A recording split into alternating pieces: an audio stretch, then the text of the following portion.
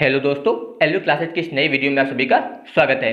तो relation and function के इस लेक्चर में आज हम लोग पहली एक्सरसाइज यानी कि 1.1 जो है स्टार्ट करेंगे। इसके पहले भी रिलेशन एंड फंक्शन का एक वीडियो अपलोड किया गया है जिसमें आपको सभी बेसिक पॉइंट बताए गए हैं। अगर आपने वो वीडियो नहीं देखा है तो उस वीडियो को पहले जरूर देख लीजिए, क्योंकि यहाँ पर जो ये चैप्टर आप लोग मैथ का पढ़ रहे हैं ये बाकी सभी चैप्टर से जो है अलग है। यानी कि यहाँ पर ना तो आपको गुणा करना है, ना ही भाग करना है, ना ही जोड़ना है। यहाँ पर जो भी है लैंग्वेज है, यानी कि यहाँ पर आपको लिखना है, इसलिए आपको सारे नियम जो है अच्छे से पता होने चाहिए। इसलिए पहले आप लोग इसका बेसिक वीडियो जो है जरूर देख लीजिए। उसका लिंक आपको नीचे डिस्क्रिप्शन में मिल जाएगा और ऊपर आई बटन में भी मिल जाएगा। आप वहां से जाकर पहले उस वीडियो को अच्छे से देख लीजिए, सारे नियम समझ लीजिए, तब आपको यहाँ पर ये एक्सरसाइज जो है आसानी से समझ में आएगी। तो ध्यान दीजिए, इस एक्सरसाइज में जो पहला क्वेश्चन दिया गया है कि निर्धारित कीजिए कि निम्नलिखित संबंधों में से प्रत्येक स्वातुल्य, सममित तथा संक्रामक है। यानी कि यहाँ पर जो भी संबंध आपको दिए गए इसमें आपको ये बताना है कि ये संबंध जो है स्वातुल्य है, सममित है या फिर संक्रामक है या नहीं। तो अब ध्यान दीजिए, इसमें जो पहला क्वेश्चन है, इसमें कई क्वेश्चन दिए गए हैं। तो पहले का पहला क्वेश्चन ध्यान दीजिए, इसमें लिखा है कि समुच्चय ए, ध्यान दीजिए यहाँ पर आपको एक सेट दिया गया है और इसमें दिया गया है यहाँ पर 1, 2, 3 इस प्रकार डॉट डॉट। इसके बाद ध्यान दीजिए यहाँ पर दिया गया है 13 और 14, यानी कि यहाँ पर टोटल नंबर दिए गए हैं आपको 14 तक। और आगे इसमें ध्यान दीजिए यहाँ पर लिखा है कि संबंध R इस प्रकार परिभाषित है, यानी कि जो संबंध R ध्यान दीजिए यहाँ पर दिया गया है, इसमें x, y इतना दिया गया है such that 3x minus y बराबर 0, इतना आपको यहाँ पर दिया गया है। तो अब ध्यान दीजिए यहाँ पर जो कंडीशन दी गई है 3x माइनस वाई, इसका मतलब ध्यान दीजिए आप यहाँ पर ये बता सकते हैं कि y बराबर आपको दिया गया है 3x। यहाँ पर ध्यान दीजिए अगर ये y आप दूसरी तरफ ले जाएंगे तो प्लस हो जाएगा और y बराबर कितना हो जाएगा 3x। और यहाँ पर जो आपको ये सेट यानी कि समुच्चय दिया गया है, इसी समुच्चय से आपको यहाँ पर x और y के मान लिखना है। तो अब ध्यान दीजिए यहाँ पर जब आप यहाँ पर संबंध लिखेंगे r, तो अब ध्यान दीजिए संबंध लिखना है तो ध्यान दीजिए x, y। तो पहले हम लोग x ध्यान दीजिए यहाँ पर लेंगे तो x का मान सबसे छोटी संख्या ले लेते हैं 1, यानी कि x का मान यहाँ पर लिया गया 1। तो अब ध्यान दीजिए अगर x का मान यहाँ पर हम लोग 1 लेंगे और यहाँ पर 1 रखिए तो ध्यान दीजिए 3 एक कम 3, यानी कि y का मान फिर कितना आ जाएगा 3 आ जाएगा। अगर x का मान 1 रखेंगे तो y का मान कितना हो जाएगा 3। इसके बाद ध्यान दीजिए अगला यहाँ पर अगली संख्या यहाँ पर लेंगे 2, यानी कि x का मान इस बार लेना है आपको 2। अगर यहाँ पर 2 रखेंगे तो 2 3 6, यानी कि y का मान इस बार आ जाएगा 6, इतना हो गया। इसी प्रकार ध्यान दीजिए अगला, अब अगर यहाँ पर हम लोग x का मान 3 रखें तो ध्यान दीजिए 3 त्रिक का 9, यानी कि y का मान आ जाएगा 9। इसके बाद ध्यान दीजिए अब यहाँ पर x का मान लिखेंगे हम लोग 4, जब 4 रखेंगे तो ध्यान दीजिए 4 3 12, यहाँ पर ये आ जाएगा 12। इस प्रकार से इतना हुआ। अब इसके बाद ध्यान दीजिए जब यहाँ पर हम लोग x का मान 5 रख देंगे तो 5 रखने पर ध्यान दीजिए 5 3 15 हो जाएगा। अब यहाँ पर ध्यान दीजिए इस समुच्चय में कहीं भी 15 नहीं दिया गया, यहाँ पर जो नंबर दिए गए थे केवल 14 तक ही दिए गए थे, इसलिए यहाँ पर जो है आपको ये वाला मान अब नहीं लिखना है। ध्यान दीजिएगा यहाँ पर x और y के जो भी मान है वो इसी समुच्चय से लिखना है आपको, ये ध्यान रखिएगा। यानी कि जो नंबर आपको यहाँ पर इस समुच्चय में दिए गए हैं उसी से आपको यहाँ पर y और x के मान लिखने हैं। तो यहाँ पर आ गया था 15, इसलिए अब आगे की संख्या आपको नहीं लेना है। इस प्रकार ये हो जाएगा यहाँ पर संबंध। अब इस संबंध को आपको चेक करना है कि ये स्वातुल्य है या नहीं, इसके अलावा सममित है या नहीं, या फिर संक्रामक है या नहीं। तो अब ध्यान दीजिए सबसे पहले यहाँ पर ध्यान दीजिए, क्योंकि अब ध्यान दीजिए जो आपको कंडीशन बताई गई है उसमें ध्यान दीजिए एक बार फिर से, आपको कंडीशन पहले वाले वीडियो में बताई जा चुकी है। पहला स्वातुल्य होता है और स्वातुल्य के लिए आपको कंडीशन बताई गई थी कि a, बिलोंग टू R, ये कंडीशन होती है जहां पर फॉर ऑल a जो है वो बिलोंग टू a, यानी कि ध्यान दीजिए a, दोनों घटक बराबर होने चाहिए और वो जो है संबंध R में उपस्थित होने चाहिए। यानी कि यहाँ पर जो a था वो उस समुच्चय का एक अवयव है, इसके अलावा यहाँ पर ध्यान दीजिए दोनों घटक बराबर हैं और वो उस संबंध में उपस्थित होने चाहिए। तो ध्यान दीजिए यहाँ पर जो संबंध दिया गया इसमें कोई भी ऐसा क्रमित युग्म नहीं है जिसके दोनों अवयव बराबर हैं, ना तो यहाँ पर 1,1 है, ना ही 2,2 है, ना ही 3,3 है, ना ही 4,4 है। इस प्रकार यहाँ पर आप 14 तक देख सकते हैं। लेकिन याद रखिएगा यहाँ पर आपने पहले ही चेक किया कि 1,1 नहीं है, और 1,1 नहीं है तो इसका मतलब ये स्वातुल्य नहीं होगा। यानी कि अगर कोई एक भी उनमें से नहीं है तो इसका मतलब समझ लीजिएगा कि वो स्वातुल्य नहीं है। तो अगर आप लिखना चाहें तो ऐसा बता सकते हैं कि चूंकि 1,1, इसके अलावा 2,2, इसी प्रकार आप डॉट डॉट लिख सकते हैं पूरे 14 तक, ये जो है does not belong to R, यानी कि ये जो है यहाँ पर संबंध आर में उपस्थित नहीं है। ध्यान दीजिए यहाँ पर ये आपको संबंध दिया गया, इसमें ना तो 1,1 है, ना ही 2,2 है, ना ही 3,3 है, और ना ही इसी प्रकार 14,14, कहीं भी कोई अवयव इसमें से उपस्थित नहीं है। तो इसीलिए लिखा गया है does not belong to R.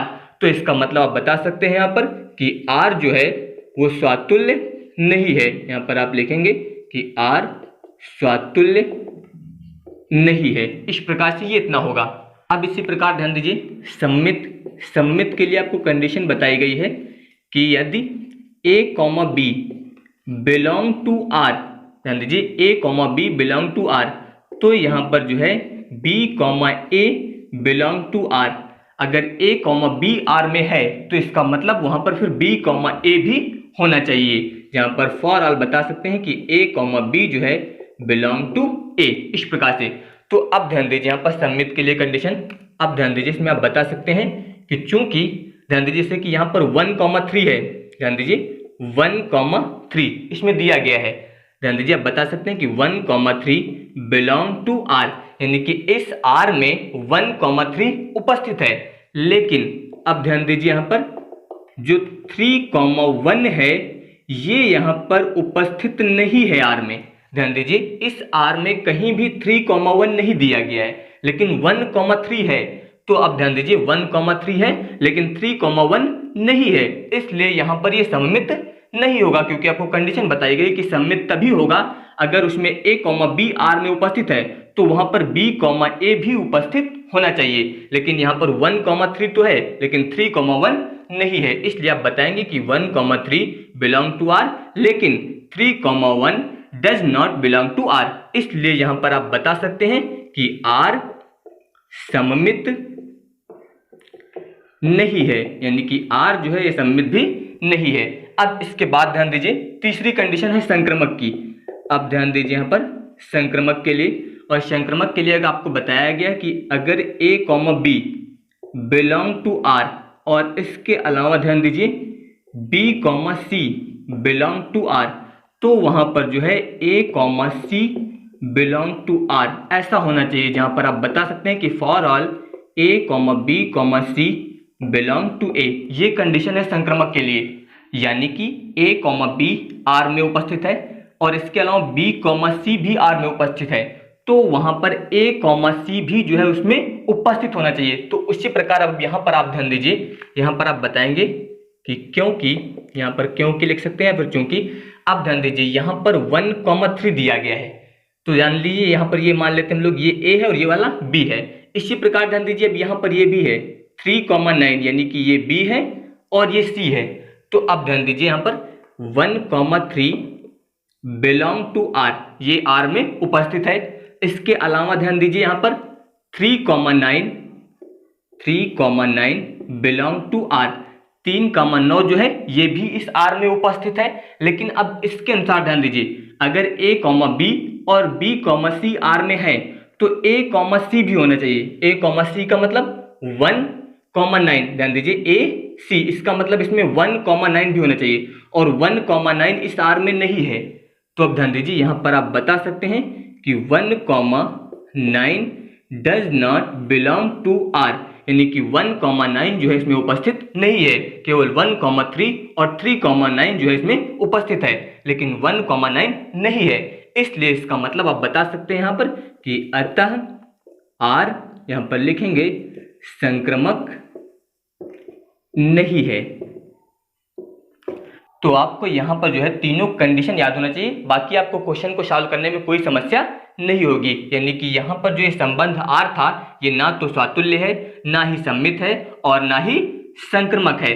तो अब अगर आप लिखना चाहें तो आप बता सकते हैं यहाँ पर लास्ट में कि अतः संबंध आर, यहाँ पर आप लिखेंगे कि संबंध R ना तो स्वातुल्य है, ना तो सममित है, और ना ही संक्रामक है। तो इस प्रकार से जो है आप इस क्वेश्चन को सॉल्व करेंगे। अब इसके बाद ध्यान दीजिए इसी का सेकंड नंबर में ध्यान दीजिए, यहां पर दिया गया कि प्राकृतिक संख्याओं का समुच्चय। ध्यान दीजिए इसमें लिखा है प्राकृतिक संख्याओं का समुच्चय। प्राकृतिक संख्याओं के समुच्चय का मतलब यहाँ पर 1 2 3 4 इस प्रकार से आपको समुच्चय दिया गया है। और यहाँ पर ध्यान दीजिए जो संबंध दिया गया है, अब यहाँ पर ध्यान दीजिए इसमें संबंध दिया गया है यहाँ पर x, y, इसके बाद लिखा है सच दैट y बराबर x + 5 इतना दिया गया है, तथा आगे यहाँ पर दिया गया है कि x < 4 इतना आपको दिया गया है। द्वारा परिभाषित संबंध जो है यहाँ पर R है। तो अब ध्यान दीजिए यहाँ पर जो दिया गया इसमें कंडीशन है y बराबर x + 5 और आगे बताया गया कि जो x का मान है वो 4 से छोटा ही रहेगा। तो अब ध्यान दीजिए जब यहाँ पर हम लोग संबंध लिखेंगे तो x का मान 4 से छोटा होना चाहिए। तो ध्यान दीजिए जब यहाँ पर हम लोग x का मान 1 लेंगे और यहाँ पर 1 रखेंगे तो y का मान कितना हो जाएगा, 5 और 1 मिलके आ जाएगा 6, यानी कि x बराबर 1 रखने पर y का मान आएगा 6। इसी प्रकार ध्यान दीजिए x का मान जब 2 रखेंगे तो फिर y का मान ध्यान दीजिए 2 और 5 जुड़ेगा तो ये आ जाएगा 7, इतना हो जाएगा। इसी प्रकार x का मान हम लोग 3 रखेंगे तो y का मान ध्यान दीजिए 5 3 8 इतना आ जाएगा। बस इतना ही लिखना है क्योंकि आपको बता दिया गया कि x का मान 4 से छोटा है, इसलिए यहाँ पर हम लोग इससे 1 लेंगे, 2 लेंगे और 3 लेंगे। इसके बाद कोई भी नंबर आपको नहीं लेना है। तो ये हो गया संबंध। अब ध्यान दीजिए इससे आपको चेक करके बताना है कि ये स्वातुल्य है या नहीं। स्वातुल्य के लिए आपको कंडीशन बताई गई कि a बिलोंग टू R।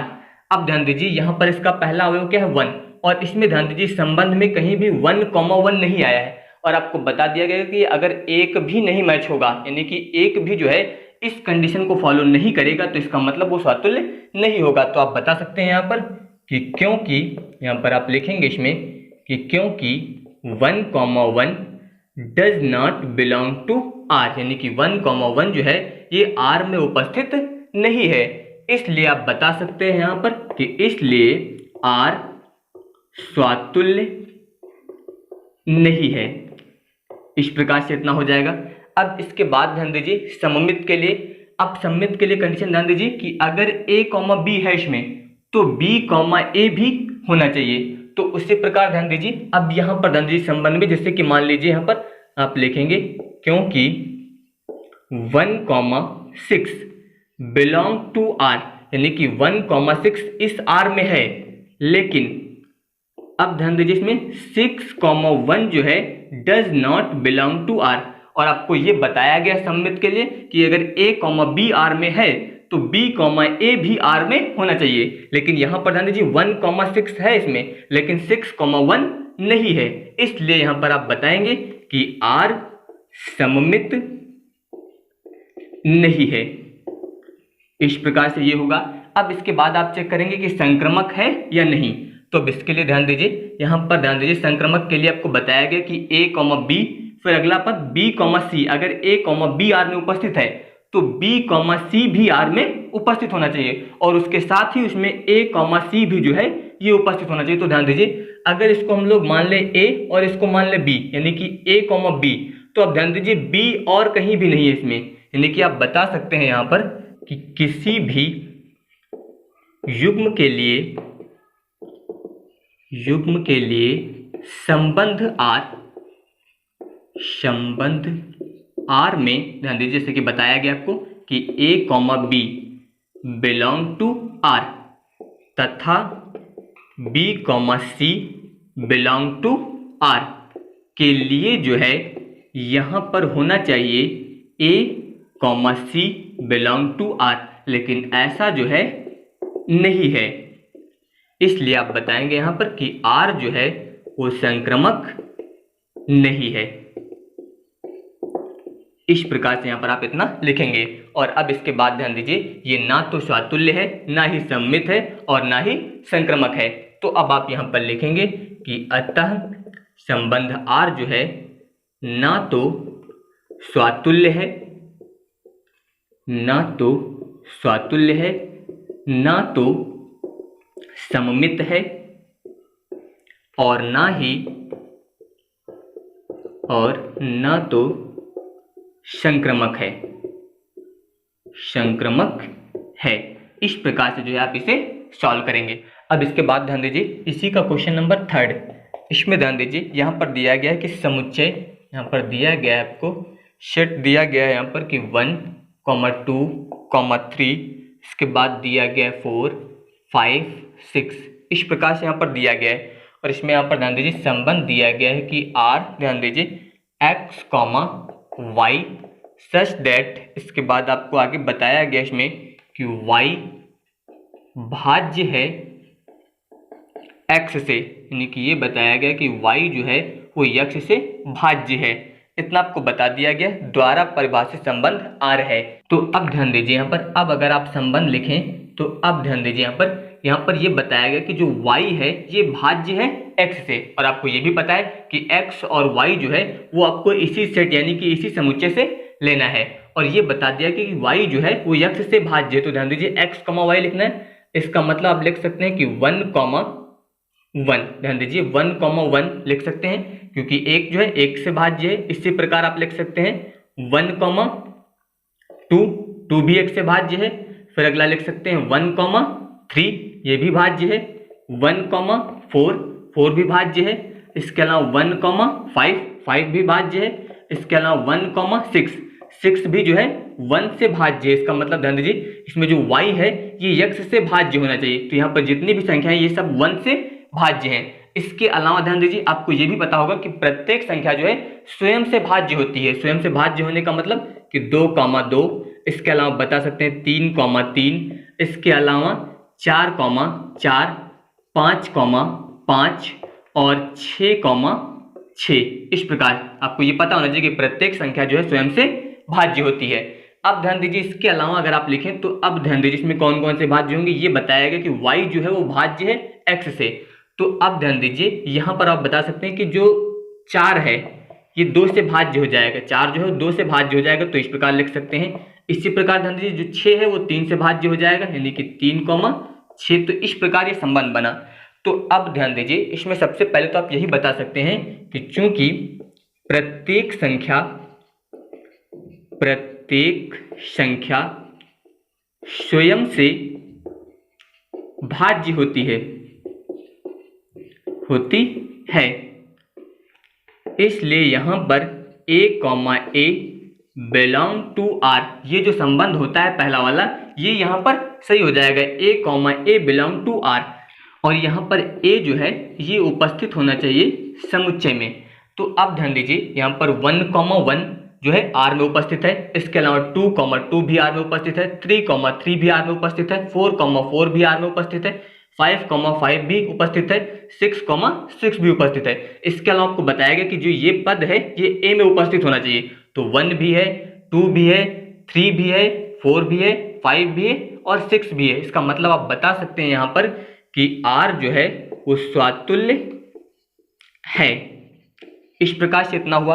अब इसके बाद ध्यान दीजिए दूसरी कंडीशन में आ जाइए। यहाँ पर आप लिखेंगे क्योंकि अब इसमें ध्यान दीजिए दूसरी कंडीशन में क्या बताया गया कि अगर a, b है तो इसमें b, a भी होना चाहिए। तो अब ध्यान दीजिए जैसे कि आपको ये बताया गया, मान लीजिए ये a है और ये b है, तो ध्यान दीजिए यहाँ पर 2, 4 ये यहाँ पर बिलोंग करता है r के साथ, यानी कि ये r में उपस्थित है। लेकिन अब इसमें ध्यान दीजिए कहीं भी 4, 2 नहीं है, यानी कि आप बताएंगे यहाँ पर कि लेकिन 4, 2 does not belong to r, यानी कि ये जो है r में उपस्थित नहीं है। इसलिए यहाँ पर बताएंगे कि r जो है सममित नहीं है।